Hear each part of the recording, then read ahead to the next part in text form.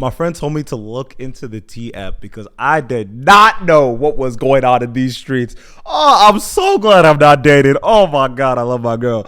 This is ridiculous. I don't know how you guys are being able to work around in these very dry, dangerous, scary, ridiculous times in this dating area. So if y'all haven't been aware of the T app, quickest way I can run through this. All right, so the T app, this is a woman only app, and you pull up, you post a picture of the person that you went on a date with, 2 dates, multiple dates, doesn't matter. You go put out there and you highlight if there's anything weird that they were doing.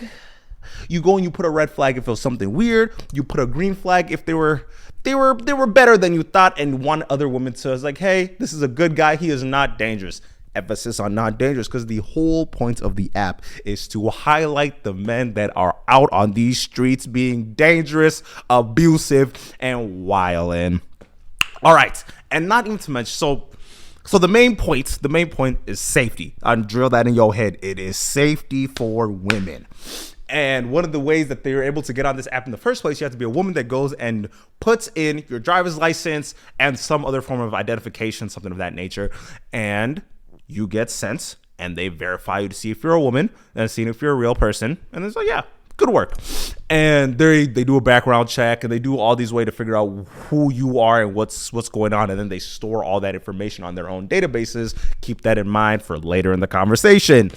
So another thing that's going on, there's a lot of not tracking, but there's a lot of information that's being shared on this app. Anytime a man gets put on there, you're able to look them up to see if they're like a domestic abuser. You got to figure out if they have a history of like drinking and driving, their criminal records, anything that is public.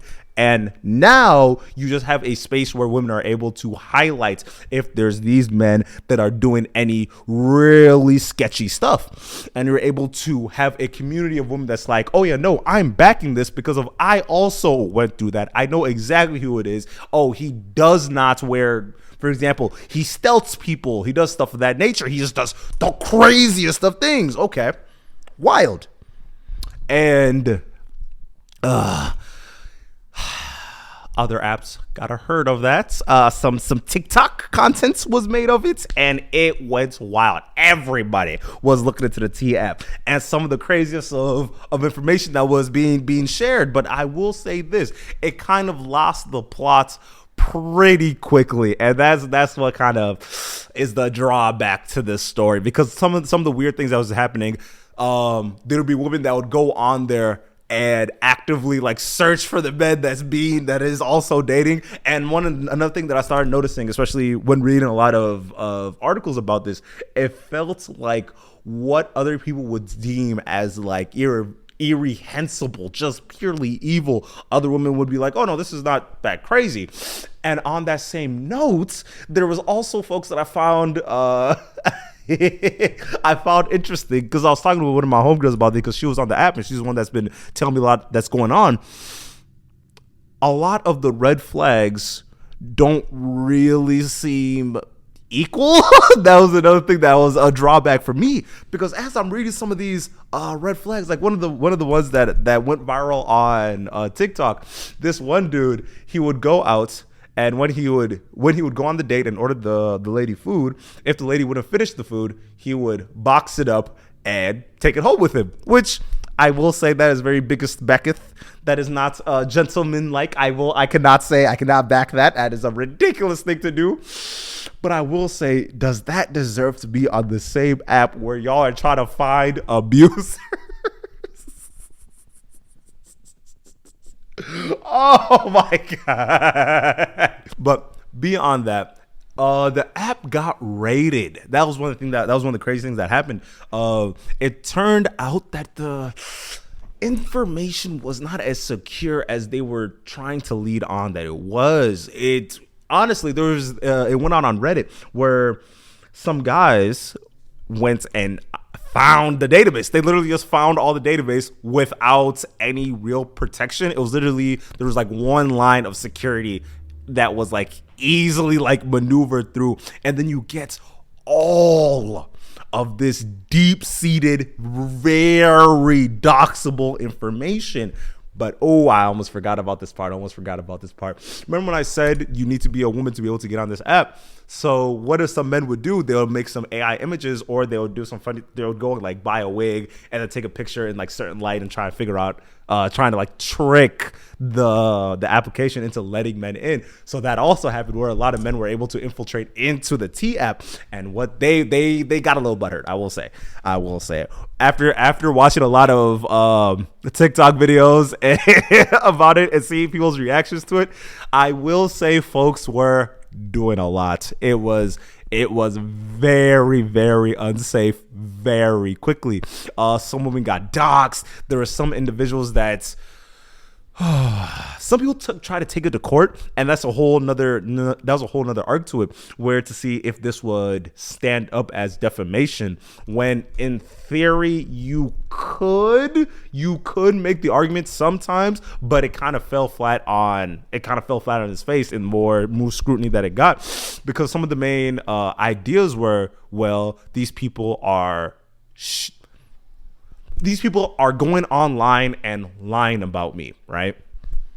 And sure, you could say that that's a lie, but there was a specific case that happened where they actually went to court about it, and they're like, well, how do I call this defamation when this is pretty true information that's about you? And honestly, I will say, it's so wild hearing the crazy stuff that men has done to women, especially when in regards to dating. Because I'm hearing stories of, oh, this guy would have an STD and not tell nobody. This person was actively stalking their exes and everybody that they would also meet. Being a serial stalker is the most insane thing for me. That's the craziest thing, because what are you getting out of it? Because the only thing I could possibly see as a benefit for you to be serial stalking is if you are getting off on the aspect of being able to be every single place that they are. Anytime they turn your head, you're always watching. Anytime that they think they have peace, you best believe they do not, because you are there. You're always there.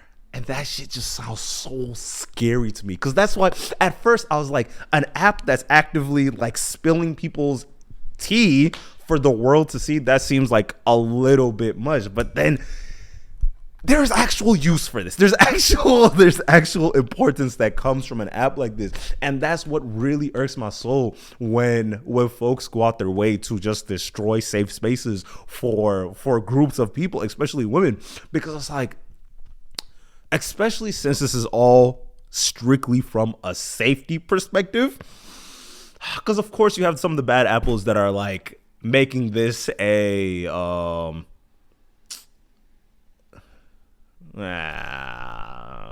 there are some women that are actively doing stalking as well and doing stuff of that nature, which is like, yeah, no, that is also very, very evil. I'm not going to sit here and try and condone stalking, but you're ruining it for everybody else that actually has a claim for an app. Not just the claim, but the need for this. Because not only were the stories like crazy, it's the fact that it was consistent over the whole app that really blew my mind. And also, I saw some comments that were so frustrating. Like this one dude, he got a red flag because they kept trying to they were calling him like he might be a little zesty, a little bit sassy, but won't come out to people. And it seems like he just wasn't messing with you. So there was instances like that where folks were going out of their way to just defame people, because there was stuff of that nature. But it got to the point where the app is now banned, and now you cannot get on the T app, which is like, when the fire is bright, it burns quickly. It burns very quickly. It's a very good idea, though. I will say that. I do like the idea of the T app. Men were talking about, well, what if we there was one that was like, yeah, what if we make an app where we go and we talk about the terrible da da da da, and I'm like, you know what, If you want to hate on women, go for it. And if you want to actually create a place of safety, you know what? Go get the funding and go create it with folks that actually care about people's safety. Because at the least, at the bottom of this conversation, that's just where we're trying to walk toward. But one of the ideas that I've been like sitting on, especially when talking about this, one of the weird parts of social media is that you are going to meet these people before you ever actually meet these people. Because that's one of the things I've noticed, especially in my time being on the internet. I have met people that have been watching me for like a year, 2 years on apps like TikTok, seeing my pictures on Instagram, watching YouTube videos, and they have this already curated idea of the way that I'm going to be before actually meeting or interacting with me, thinking that I'm going to be this exact same way, as animated as let's just call it animation, as animated that I am, that I'm going to be like that and just high energy and just high octane every single time that I am outside. And when they actually do meet me, they're like, oh no, it's a version of you, but it's objectively different. I feel like that's part of that's the thing that plays a part in this conversation, because hoping that all of this is true and these are actually people's like real experiences with these people, is there a claim for this is doxing who they are? Or no, not doxing, not the right word, but if this is actually defamation on who they are, and if it's like an actual accurate representation of who these people are being shown to the internet. And I feel like there's two ways to look at it. One, the way that you're with one person may not be the way that you are with other people, but I will also say the way you are with one person, that is an indication of how you could be with other people. So if that's what gets pulled up from it, then yeah, that could be, there is a place for the conversation there. But the full-on legal debate feels kind of short-sighted, because there are doxing laws in states, for example, like Arizona. There was a case where this man goes to the judge and asks if they're able to like have this person remediated and actually like removed off the app, or to have his pictures removed at least. And it kind of fell on deaf ears, because it's like, well, if this is how you are acting, there's no change of heart that could be given that I can go and override all of this. If anything, this is a safety concern that needs to be put out. And there was other concerns of like, is this HIPAA violations for some individuals that are bringing up the fact that they are, actually, let me start that over. But there are also like gray areas where people are like, there's HIPAA violations that are being done where it's like, well, this person is actively outing me, or this person is blatantly just lying about me, which is a whole nother can of worms to be opened up if everything that's being said is true.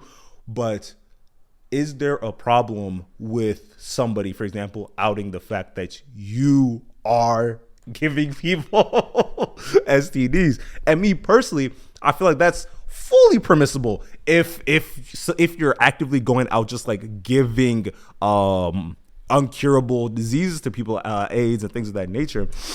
But is there a space where we can be honest and be like, no, that should be illegal. That should be illegal. So yeah, there is definitely gray areas in this type of conversation. And the longer that you watch it, you recognize that, folks, a lot of y'all don't need to be dating. A lot of y'all need to be put on the back burner, because you are a menace to society.